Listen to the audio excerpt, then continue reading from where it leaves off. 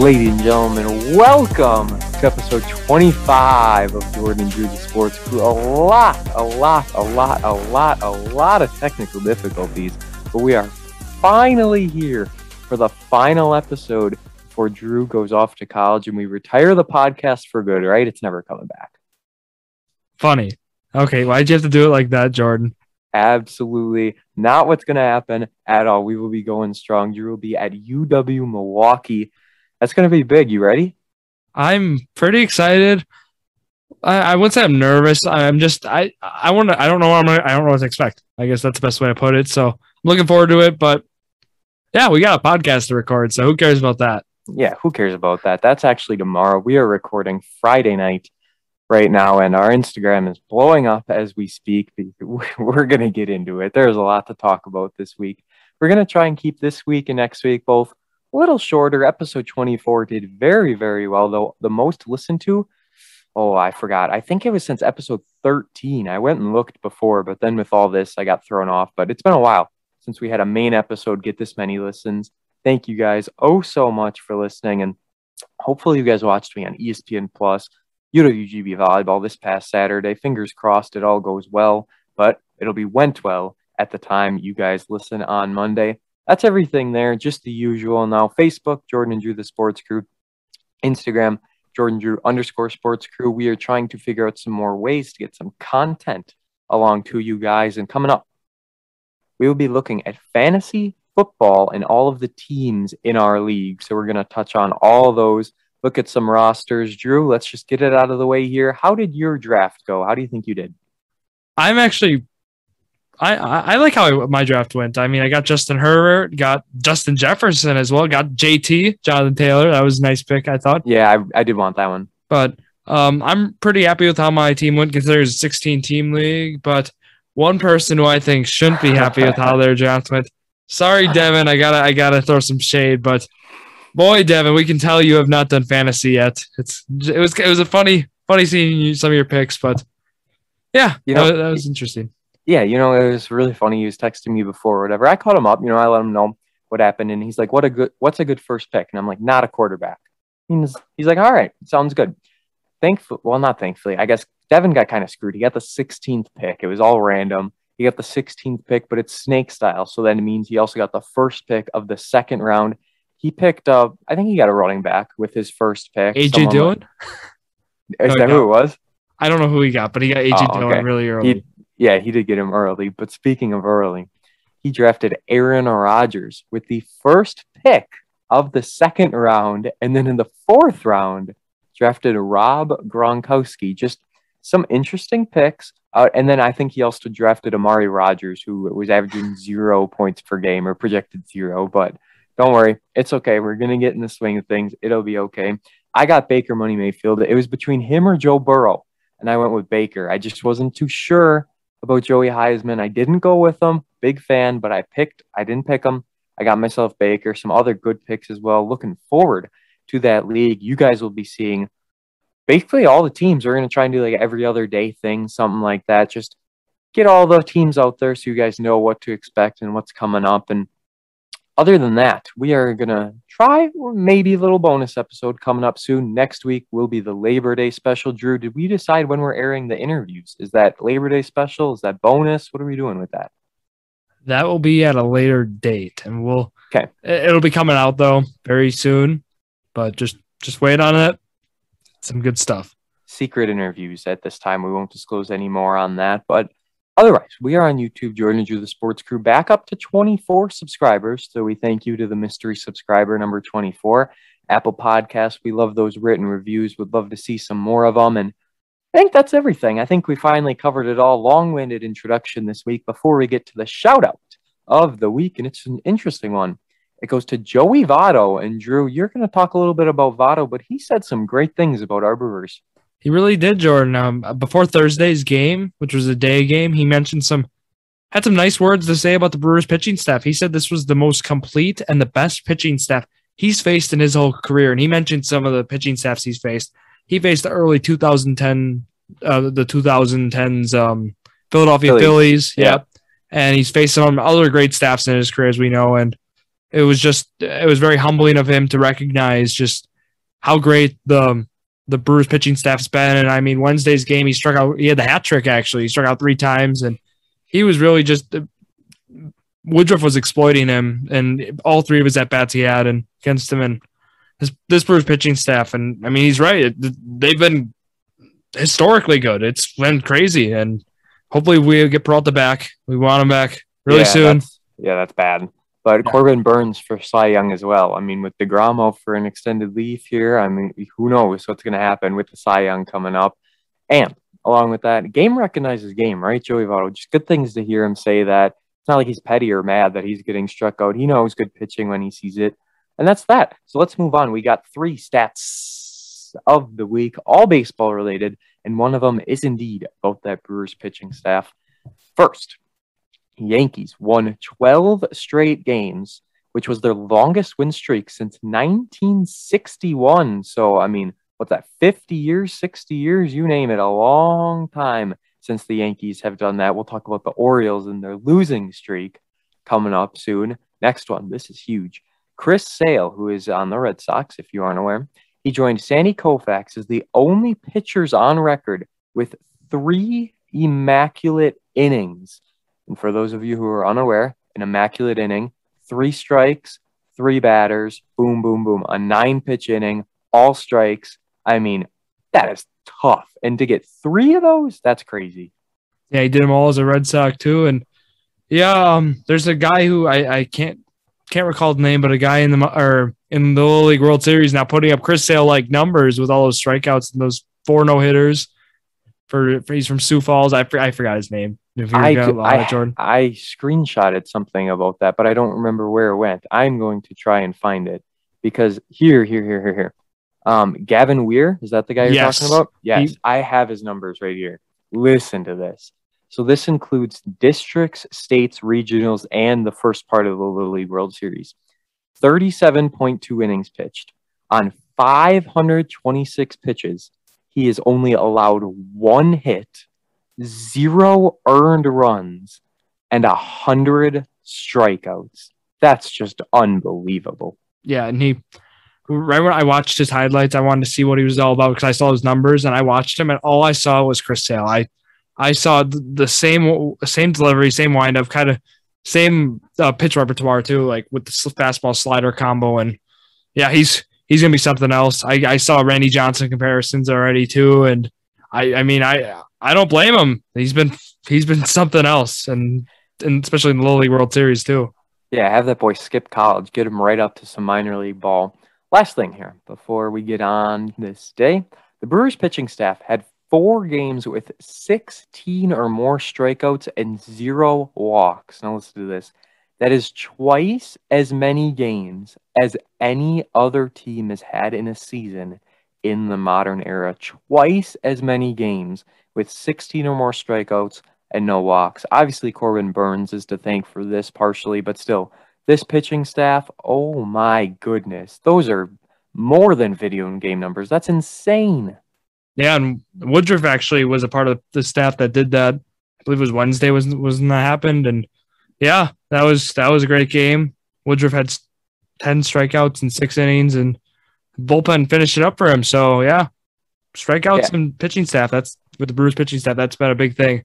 It's just up to our bullpen at this point of what bullpen wants to show up and who's good and who's not, and that middle relieving role. That's always one of those things. I mean, we would be completely fine if we could get to the playoffs, have Burns, Peralta, Woodruff go 7 innings, even 6. Give them 6 or 7 innings every time.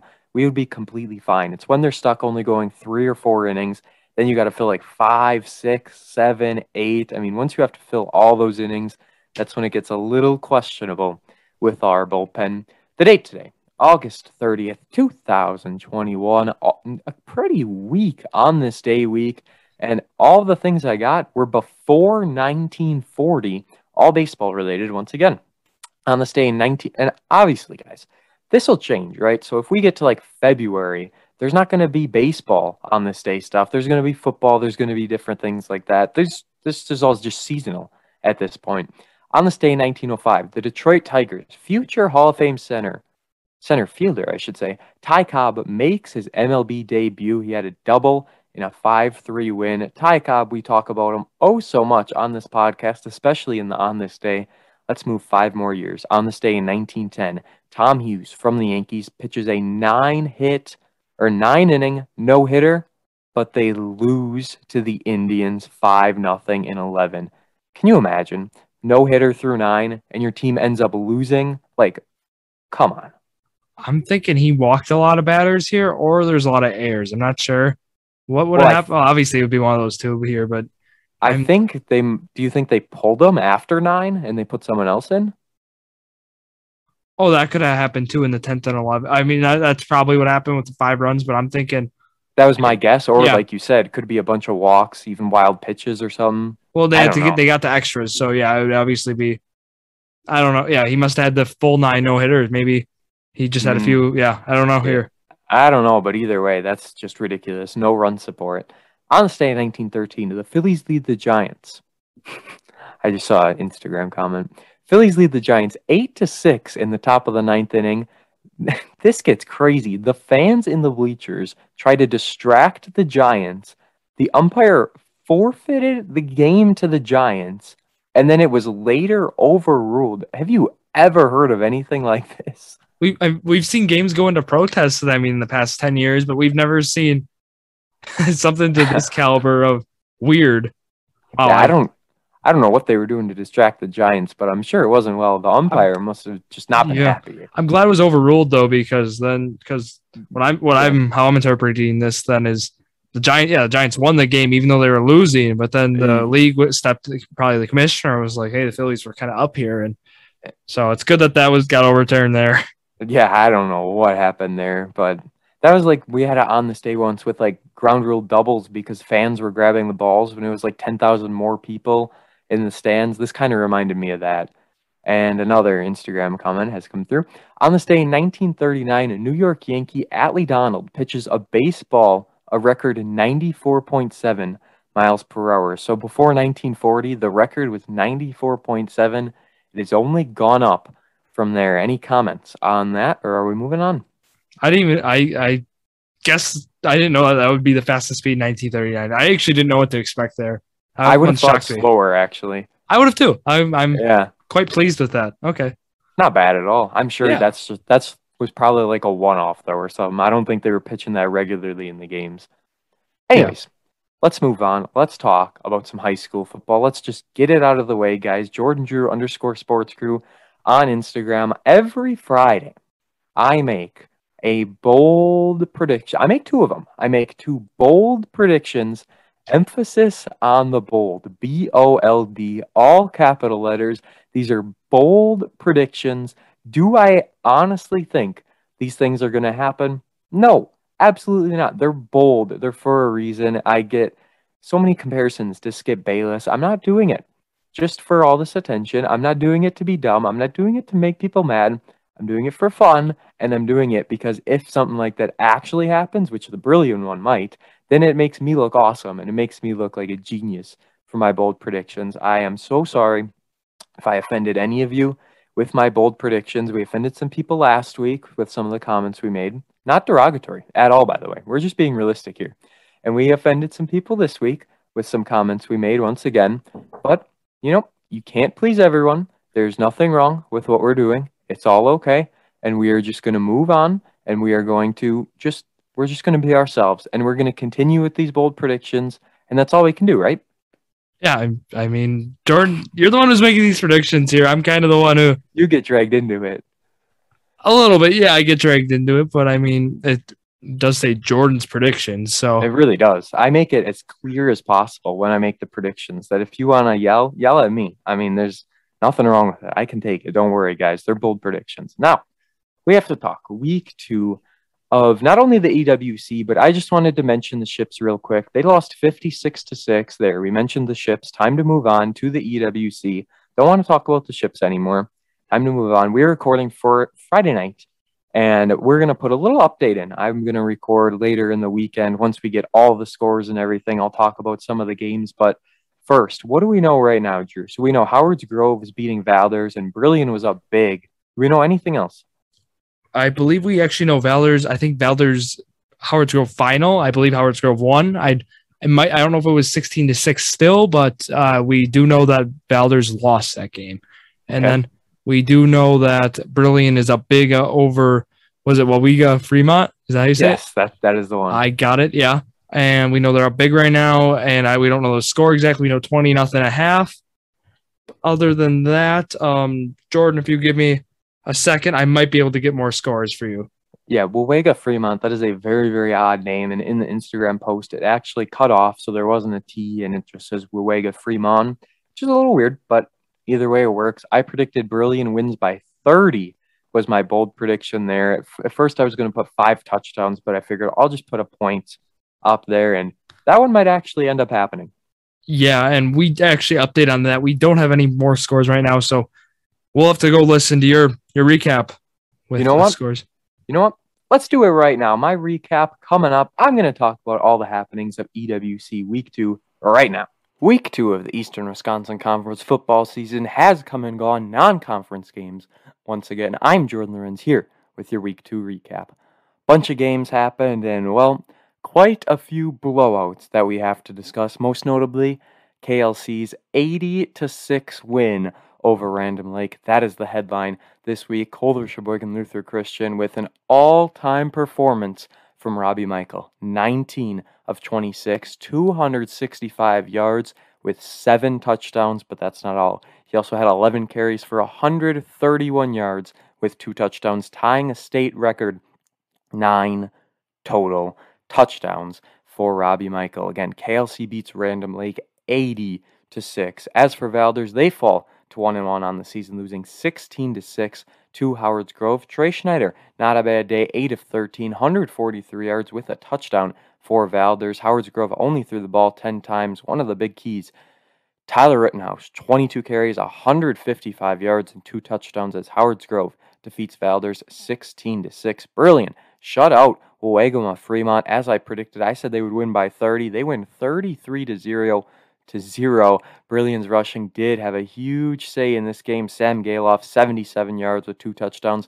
Mason Benke, 2 carries, 35 yards, 2 touchdowns. So on his 2 carries, he got touchdowns out of those. And then Garnett Stabani, 10 carries for 61 yards. So big day overall for Brilliant as they get a big rebound win after just a very poor performance in the first week. Kiel, they defeat Ripon 30-13. Connor Faust just 6 of 10 in the air, 68 yards and a touchdown. 8 carries, 62 yards for Dan Schmitz, 3 touchdowns on the day for him. Connor Meyer, 11 carries, 95 yards in that game. New Holstein beats North Fond du Lac with ease, 48-6. New Holstein only threw the ball 3 times. They have such a balanced running attack, led by Mason Boulin, 11 carries, 82 yards. Then Tyler Gibbert, 6 carries, 75 yards, 3 touchdowns on the day for him. 68 yards on 7 attempts for Henry Schnell. And can't forget Cody Adler, 9 carries, 79 yards with a touchdown. Owen Adler, 1 carry, 27 yards with a touchdown for him. I mean, there's another player, 22 yards. There's so many players that are a very well-balanced team for New Holstein when it comes to the rush. To the running game, I should say. Roncalli gets shut out, losing 27-0 to Oconto. That game ended early due to lightning, but wasn't going well for the Jets anyway. Two Rivers shuts out Brown Deer 25-0. Justin Klinker, 8 of 17 in the air, 2 touchdowns and an interception. 74 yards he threw for in this game, but Chase Mathias is the big one. 20 carries, 244 yards, only 1 touchdown for him, but he's coming off a performance last week with 226 yards. Once again, 20 carries for him, an absolute powerhouse. Chase Mathias is the one to watch out for here in this season. One more time, Howard's Grove beats Valders 16-6. KLC beats Random Lake 80-6. Brilliant shuts out Wawega Fremont 33-0. Kiel beats Ripon 30-13. Holstein 48-6 over North Fond du Lac. Roncalli gets shut out, losing 27-0. And then TR shuts out Brown Deer 25-0. I am Jordon Lawrenz reporting on your EWC Week 2 football. All right, there you have it. All the updates from high school football in Week 2. I figured, Drew is busy. He's in college now. He's a big boy, but we just got to get the high school stuff. It's going to stay in. High school is one of the things we love the most, whether it's basketball, football, you name it. We'll be talking some high school. So that wraps it up. Time to move on. Let's go to the pros real quick. Let's go to the NFL, the National Football League. Just wanted to mention the Packers. They did Devin Funchess dirty. Dude gets hurt. He's out for the year, and we release him. That's bad, but, I mean, there's no spot for him. What are we going to do? Yeah, especially, I mean, Packer this year, it's been compared a lot to it. I'm going to mention it again. The Last Dance is what we've heard, and, I mean, if the dude's taking up a roster spot, I mean, with injury and stuff, let him go. This is the last year of competing, and, I mean, a vet like Devin Funchess, he's going to be out this year anyways. He's out the whole year, so yeah, why need keep for him? them? Yeah. I'm sure they can bring him back too if needed in the coming years, but I don't know, poor guy. There is something I wanted to talk about yesterday. They released the top 10 in order of the top 100 NFL players of 2021. We know everyone for the 90, but we don't know the top 10 yet. So we're just going to do a little something here on the podcast, and we're going to rank our top 10. So, Drew, I'm going to give you these 10 names, and we are going to rank them. We've got 2 Packers on this list of the top 10. So this is our top 10 or Drew's, and then I make some adjustments. We have Davante Adams, Josh Allen, Tom Brady, Aaron Donald, Derrick Henry, DeAndre Hopkins, Travis Kelce, Patrick Mahomes, Aaron Rodgers, and TJ Watt. So that's the top 10. There are some defensive players in there, but quarterback heavy, receiver heavy, throw in a tight end, only one running back. What are we thinking here? I think I cannot stand Tom Brady, and I don't think his game translates to a top 10 player. So I put him right at 10 right away. He's absolutely 10 in my mind. He did nothing spectacular last year at all. NFC Championship game, terrible. Super Bowl, he didn't even do anything. Yeah, he got a lot of good calls on his end, and I think if you go Patrick Mahomes number 1, and then that's what I would do there. So if we go 10 and I put Mahomes as the best. I can't argue that. I put Rodgers 2 or 3 there. I put the quarterbacks kind of like that. Yeah, I don't know if Josh Allen would make my top 5. I think Josh Allen. I think you put him at 9. I think that's what weird. I think the 2 quarterbacks like Rodgers and Mahomes, I think they're the best 2 on that list, and then I think that Allen, Brady, Allen. Yeah, I think Allen 9, Brady 10. Yeah, and 100%. Then I think when we go now, we have 6 players left basically, and we have to fill them in between there now. So I don't think Hopkins ranks too high on my list. Yeah, I think that's fair. I think that I think Adams might be. I got. Can you read some of the other names you compared to that? So we got. Let's just go receivers here. We got Adams, Hopkins as the receivers. Running back, Derrick Henry. You got Travis Kelce in there, he's basically a receiver. And then you got TJ Watt and Aaron Donald. Watt above Donald for sure. Yeah, I agree. I think Watt. Put Watt at maybe I don't even know where you'd put him. 5? I don't know. I was gonna say 6? 4 or 5 maybe, but let's put him at 5. Are you writing this down, Jordan, or are you just going in my head? It's in my head. It's in your head. So then we're gonna go. Donald 7 or 8. Yeah, I was thinking 7, but 7? who? Or do we put him? No, should we put Hopkins at 8? I could be Hopkins 8. Let's do it. Hopkins 8, Donald 7, and then 6 is. So we've got. I don't think Kelsey's 6 though, is he? I don't think Derrick Henry's 6 though. No, I guess it's got to be Kelce, huh? Oh, Kelce 6, yeah. And then so let's just our half here. Tom Brady's 10, Josh Allen is 9, and then we went Hopkins at 8, and we went Donald at 7, right? Yep. And then 6 was Kelce. 5 is Watt. Yes. 4 Adams, 3 Henry. No. 3 Henry or 3 Adams, 4 Henry. I think.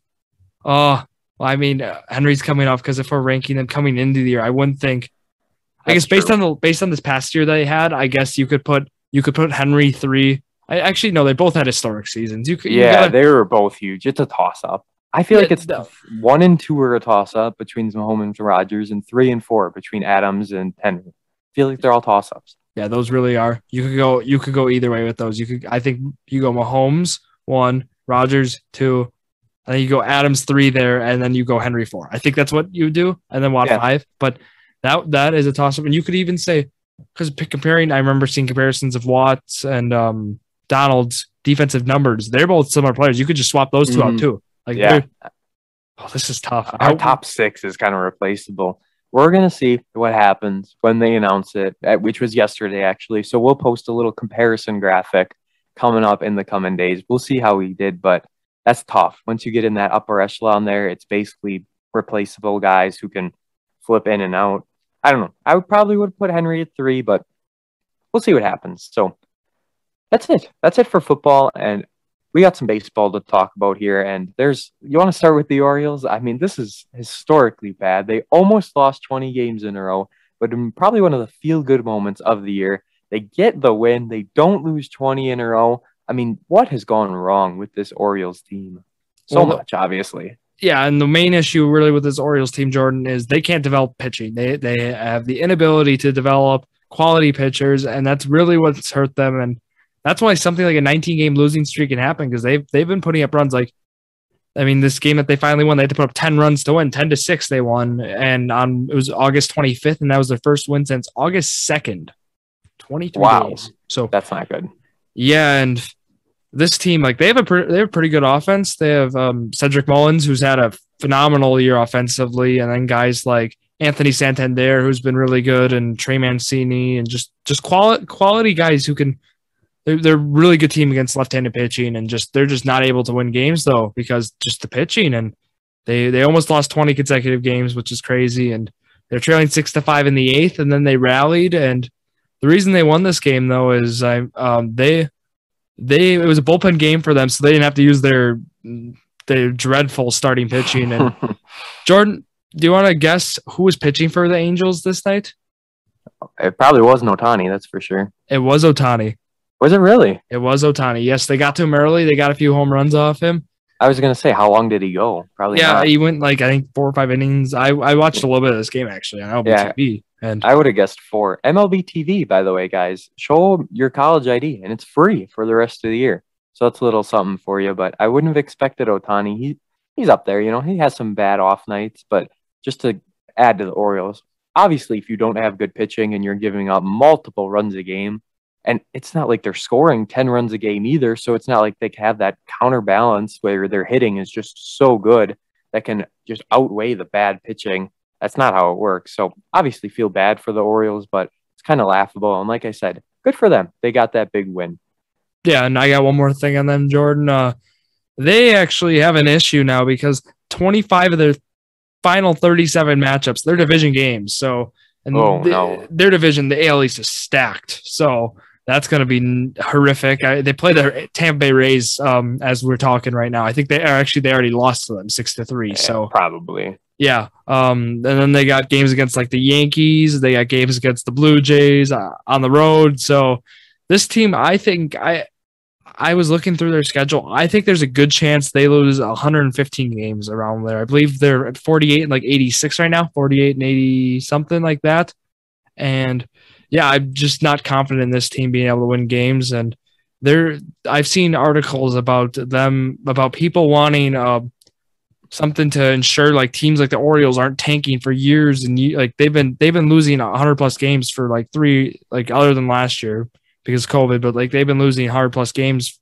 In 2019 they did, in 2018 I believe they did, and now in 2020 or 2021 they're gonna be losing over hard games. So yeah, it's a problem for MLB, but not good at all indeed for the Orioles. And Jordan, you want to talk about a good team like the Milwaukee Brewers?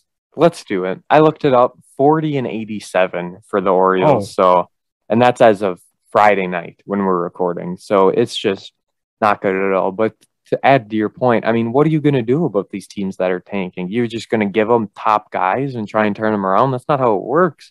I mean, it's not like they're a rebuilding team for the past 10 years, but what the Rangers are basically. I mean, I don't know. It sucks that it happens to them, but there's really nothing you can do to change it. Did we want to mention that salary cap thing? Are you knowledgeable enough on that we should touch on it, or just forget it?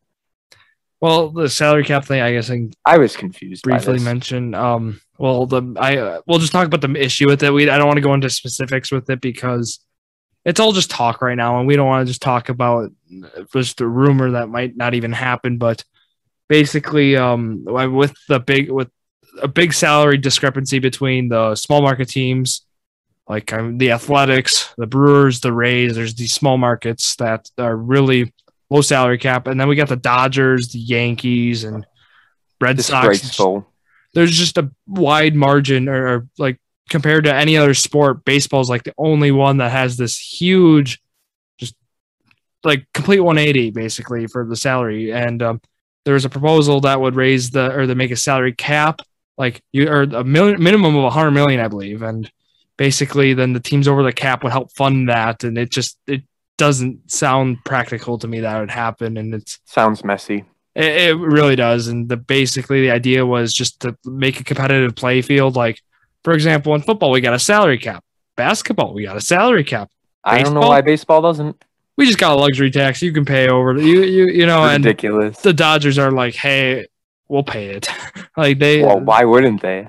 Yeah, and that team just hands out money. I mean, the Yankees too what are they known for? They're known for having one of the biggest payrolls in sports, and that's what they do. And they're able to sign guys and attract guys as a place for free agency, and that's just how it is. I think with the CBA, I believe it expires at the end of this year, if I'm not mistaken. I think that's going to be sure, yeah. That's going to be definitely something that could be talked about as well. So we're gonna have to wait and see. Maybe we do a winter meetings edition of Jordan Drew the Sports Crew this winter. That would be big. That would be interesting indeed. But let's talk about these Brewers here. 3-game series against the Reds. They win that series 7-4, 4-1, and then lose 5-1. I mean, the game on Thursday didn't matter. I watched it at work. It was whatever. It didn't matter. I already won the series. I already are big up on them in the standings. But, I mean, 3 games, 2 wins by 3 runs. Both of them were by it. Good job against the Reds. They're now losing to the Twins at the time of recording, which likely means that if this holds up, Drew will win the predictions challenge for the week, and it will be 10-9, which is crazy knowing how much of a lead I had. But Brewers this week, what you got on them? I mean, we were a little concerned with Eduardo Escobar, Willy Adames, but hopefully everything's going to be all right. Yeah, exactly, Jordan. And with Eduardo Escobar, he's on the IL right now, so we hope we can get him back soon. Willy Adames actually should be DH'd, or he should have DH'd on Saturday's game, is what the talk of the town was, and we hope that actually happened. But the Brewers, let's talk about the 2 good games that happened earlier last week, and the Reds and Brewer game. August 24th, they won 7-4. They played very well that game as well. But the one game I want to talk about more is not that game. I want to talk about the game Tuesday. It was a more exciting game indeed. And let me take that back. The game Monday was actually really exciting because that was the game Giannis was there, and they rallied back against the Reds bullpen because they're abysmal, and they had a great late inning comeback. Colton Wong had a 2-run home run that really just capitalized that game. And yeah, that's what I meant. I mixed up the games in my head, and I don't know why I did that. But Tuesday, it's baseball. There's too many of them. There are. 162 was a lot, and they all blend together. They really do sometimes. And then on Tuesday, the 4-1 win against the Reds, that game stood out to me. That was the Avi Garcia game, Jordan. And I don't know if you were able to catch a bit of that game, but he did a lot. Brandon Woodruff, that was the game. He had 10 strikeouts over 6 innings with no walks. That was actually the game that we mentioned the stats. Oh, that sealed the record there. That did right there. And yeah, Avi Garcia, he gunned a guy out at second. He robbed a home run. He had an RBI double, and he just was dominant the whole game. He impacted the game offensively and defensively, and that led me to look at his Baseball Savant page, and that's the StatCast stuff I mentioned with Yelich last week. And Jordan, you might be surprised about some of these numbers I got in Avi Garcia, and he's been hot recently as well, so these numbers have gone up only. And so, Jordan, this surprised me. 89th percentile in sprint speed for Avi Garcia. So he is significantly above average in sprint speed, which you would not expect that. Which, I mean, he lost 30 to 40 pounds coming into spring training this year, and that probably plays a big part in that. But some of the other ones that were really that I thought stood out to me, his expected weighted on base average and his expected batting average and expected slugging are either the 90th percentile or higher. So he's like top in the league in that, and he's going to be a free agent in the fall. So they're going to have to either pay him some money or let him walk. And I don't want him to let him. I do not want them to let him walk. But his defense, though, yeah, he would fit very well with an AL team. Jordan, 8th percentile in outfielder jump, and yeah, that is not good. So basically, hear me out here. So what we're going to do in the offseason is we are going to mix JBJ with Garcia, right? We're going to get the defense of JBJ, or the defense of JBJ to Garcia, right? And then we're just going to, we can't even do this, but we're just going to buy out JBJ's contract. He's just going to sit the bench next year. So then Garcia has the skills of JBJ on defense, and he's hitting like this, and he can sprint. So he's going to be stealing probably 50 bases next year because he's going to lose even more weight. I mean, I got this all planned out in my head. Garcia is going to be the MVP next year. Jordan, that sounds like a great idea. Just take the bat out of JBJ's hand. I think that's an even better idea. I think if that happens, and yeah, but Avi Garcia's been hot in the second half. Yelich too. We can't say enough good things about Yelich. I got some notes up on him too. He's back, baby. He is back. 352 in his last 14 games with 2 home runs and 11 RBIs. So he's on a 5-game hit streak, and during that streak, 421 with 2 home runs and 8 RBIs. That was that big grand slam we saw. Big 2 home run game. That was great. And we mentioned Avi Garcia already with his 24 home runs. He already has a career high, and we got some games left, 30-something games left, and he's got 76 RBIs, so he's going to probably hit 30 home runs, I think. And he is batting 358, 53 for 148 with 11 home runs and 34 RBIs over his last 44 games. So that's phenomenal pace he's at right now. And he's been one of the Brewers' most consistent hitters throughout this whole year, other than Willy Adames, of course. But well, yeah, and it's not like Adames has been here the whole year. We got to mention Willy Adames too, Jordan. I don't know if we have really talked about that yet with him exiting after that double. And now he's kind of, I mean, we mentioned obviously he's going to be DHing Saturday, but he DH'd last Saturday, but he missed a few games, 3 games. But somewhere around there, yeah. That was a little alarming because he's been one of the Brewers' most consistent players since joining the team May 22nd. So I'm glad he's coming back after his few days. And it was mostly because of precautionary reasons, is what we learned. But just glad everything's either okay way. with him. Yeah, either way, it's a little concerning, but it's smart to do heading into this September schedule, moving up and getting ready for the playoffs. You don't want anything to happen. Same thing with our pitchers too. I mean, the more rest we can get them, the better, because we want some fresh arms, and we don't want to. We don't need Freddie Peralta going 2 innings. We don't need Burns giving up 5 walks and no strikeouts. We don't need Woodruff going 3 innings. We need the best of the best come the postseason. And who would have thought Luis Urias would have? I think he's at 17 home runs, and Yelich doesn't even have 10 yet this season. Wild. You bring up a great point with that, Jordan. Quickly, I have something else about Luis Urias, that he's actually with the trade, it was Grisham for Urias and Lauer, and Urias is actually compared very well to Grisham this year. Both of their weighted runs created plus. Urias 109, Grisham 114, so only 5 off there, and then. For WAR, 2.3 for Grisham, 1.7 for Urias. And then for OPS, Urias actually has a higher OPS, 780 compared to Grisham's 777. So, I mean, that trade's not looking the worst right now. So that's something, and David Stearns we trust and Matt Arnold we trust. We always say that on the podcast, and that I think that might be true again here. Yeah, I mean, I guess Willy Adames was more than a suitable replacement for Orlando Arcia. I mean, totally fine with that. If we wouldn't have had Adames, though, then we would have been in trouble, because it's not like Urias could have carried this team on his back. So that's our Brewer talk for the week. I mean, good stuff all around from this Brewers team. Hopefully they don't get swept by the Twins. I mean, that would be disgraceful, but it's 10-9. I'm assuming it's 10-9 here in the standings. And now coming up, it is a tough week for this Brewers team. A 4-game series against the Giants, including that YouTube game.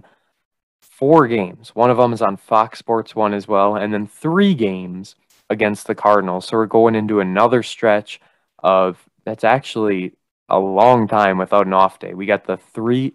Wow, a lot of games without an off day. The Red Series, this Twins series, Giants, Cardinals, Phillies, and then finally an off day. before the Indians. That is a big boy stretch. And this Giants series scares me. The Cardinals series, I don't know. You never know what to expect there. It's the Cardinals. Wong plays well against them, so maybe he hits a bomb every game. But I'm letting you pick first because you've got all the momentum in the predictions challenge. But whatever you pick, I'm likely going lower. See, I actually like the Brewers against the Giants, even though they lost the 3-game series, but they easily could have won it. That was the Avi Garcia. All I do is catch a fly ball, and they won that series. So that's why I think that's misleading that they lost that series there. But I don't know how I feel about that St. Louis series now. That's where I'm stuck. I want to go 5-2. My heart wants to go 5-2. Wow. But that's like, Please tell me do. Please do. I will greatly go 4-3. Yeah, I don't want to just like play into your hands here though. I'm a fan, and fans got to do what they like for their team. I got to go 5-2. Wow, I wonder if people are going to get mad at you for going bold with that. That's a wild choice to try and tie this up. I'm going to go 4-3. Honestly, I was going to go 3-4 first, but then I said no. I'm going to let this guy go first just because he's got all the momentum. I'm more than happy with the 4-3. Even if we do go 4-3 in the week, who cares? That's still a really good week. Likely splitting the series with the Giants. I'm assuming that's what will happen, right? Yeah, that's kind of what I'm thinking. I'm thinking a series split against the Giants there, and I think you sweep the Cardinals. I think why not? I literally watched part of the game last night too, or it would have been Thursday night. They imploded against the Pirates. They gave up 8 runs in the 8th, I believe. So that was Pirates. The Pirates, yeah. So that was something else, and I just think the Brewers. I think they'll just take it to St. Louis this time around. I mean, they won the series last time, but they'll just take it to them this time. Yeah, it's just one of those things. You play the same team so many times in a year. It depends on pitching matchups and who's well rested and who's not, who's ready to go, who you've seen before. All those sort of things come into play. Did you want to talk about sticky stuff at all, or are we going to do some trivia? Let's just go to trivia. We'll talk about the sticky stuff in our Labor Day special. Yeah, we'll do it. We'll get it down then. We're trying to keep them a little shorter, and this trivia, it's going to fly right by. So this is not a part of the wheel. This was a special trivia. There was a suggestion, and I said, ooh, genius, and I kind of spun it a little bit. So trivia this week is unlike anything we've done before. You're going to name 5 schools for me, right? With you being in Milwaukee now, you are a Panther. It is only fitting. This should be an easy 5 of 5, possibly. Drew, your trivia this week, I need you to name 5 schools in the Horizon League besides UWM. You can't name them. IUPUY. Yes, Indiana University, Purdue University of Indiana. Wait, did you say can I name Green Bay? You can yep, that counts. You just can't name Milwaukee. So you got 2. Oakland. Oakland is 1 for sure. That is 3. Oh my God. And now I get to 3 and I can't think. Yeah. Now they're a little more weird. Yeah, I know those 3 because those you can throw some names out there. You get 2 strikes, so you can be wrong twice before this ends. Oh, I can. Okay. Is there I think like a Nebraska one. Is there oh, you're not gonna tell me. There's no hints on the podcast. This is tough. Oh, Caden Youngbooth was the one who kind of hinted you at this one. Yes, he did. I don't know all my Horizon League schools here. I'm gonna say like Omaha. Omaha is not. That is incorrect. So we will give 1 hint now after the first strike. Yes. So there are, just focus on the Midwest, obviously. There are a few in Illinois. There are one in Michigan, There might be a Kentucky school. There might be an Ohio school. Oh, Western Kentucky? No. Oh, it's Eastern Kentucky? It's actually northern. It's Come on. Northern Kentucky. Yeah, and then is there like Northern Illinois in there? There is it's tricky. University of Illinois at Chicago. Oh. They're in there? You weren't going to get that one. But let me just put your 3 of 5 so far to start trivia. Still not a bad way to start. We like our 3 of 5s. There's Cleveland State. Oh, isn't like Akron in it? Akron? Yeah. No, they're not actually.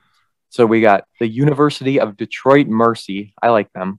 I don't know why. They're just an interesting team. Northern Kentucky, like you said. Purdue University, Fort Wayne. Robert Morris University, the Illinois at Chicago, like I said. And then these other two, Wright State and Youngstown State. Oh, yeah, and I've heard of both of those. I've actually heard of all those schools. I like Robert Morris Marquette played in a non-con game. I mean, I've seen Wright State and Youngstown State. They come out of the Horizon League a lot for like the tournament too. Mm-hmm. I feel dumb, but I got 3 out of 5. I'm just glad you didn't say Valpo because they are not in the Horizon League anymore. But 3 out of 5, not bad at all. So let's just move on here. Next week, it is going to be part 2 of Horizon League trivia. So we're going to stay on the trend. I have 5 questions, some true or false, some multiple choice in there. It's going to be fun. The last question is very hard, but you will just do your best on it. And now, the grand finale of the episode. Season 3 of trivia is here. And here are our 5 categories for trivia this season. Sticking with the theme, all-time NFL statistics. Sticking with the theme, MLB MVP winners. Sticking with the theme, we now have another grab bag. This one is on defunct teams, so teams that are no longer here. Those will be all multiple choice. There's one true or false in there. And this will be a fun one. College bowl games 2021, 2022. And the last one, this is a good one. Basketball video games prior to 2000. So we're talking about basketball games before we were even born. You'll be getting some true or false in there. You'll be getting some multiple choice. What's standing out to you in season 3? I think the last one you mentioned, I think games before 2000, I think that's going to be fun. You mentioned even next week's trivia. I think the part 2 is going to be fun for that as well. You know, if it was the Big East, I feel more confident in the Big East Conference trivia than I do. You would definitely do better than that. Because I can name all the teams in the Big East and whatnot, but I mean, I don't know. That's just how it is. And that trivia, that sounded fun. I like how we're sticking it to the theme. I do like the debunked team one or whatever. That one actually, that one's one of the other ones that sticks right out to me too. That'll be fun. I mean, Supersonics, you know, when you think of defunct teams like that. Montreal Expos, we talked about them. Who knows what's all going to be in there? Milwaukee Badgers. Have you ever heard of them? They might be in there. I have. I mean, there's some wild teams when I was looking through some stuff. We'll see who's in there and who isn't. So that is it. Episode 25, a little longer than anticipated, but hey, we had a little to talk about, but we talked a lot about the little things that we wanted to talk about. Eastern Wisconsin Conference are going to move into conference action as well. A lot of big stuff coming up. I'll be announcing the ships on the 10th, 17th, and 24th. I'll be announcing UWGB men's soccer on the 15th. So September is a very, very busy month. And that's basically everything. Sir, shout yourself out. Instagram, Twitter, we know the drill. Drew Skyberg, DREWSKYBERG. And then you, Jordan? I am on Twitter, JordanLaw_PXP. Don't forget our Instagram, JordanDrew_Sports Crew. We thank you all for making my second week of bold takes the most commented in the history of our Instagram. We thank you very much for that. I look forward to doing it again next week. We'll see what I can come up with, and just making people happy is what I do best. So thank you all for listening to episode 25 of Jordan Drew the Sports Crew, the perfect podcast.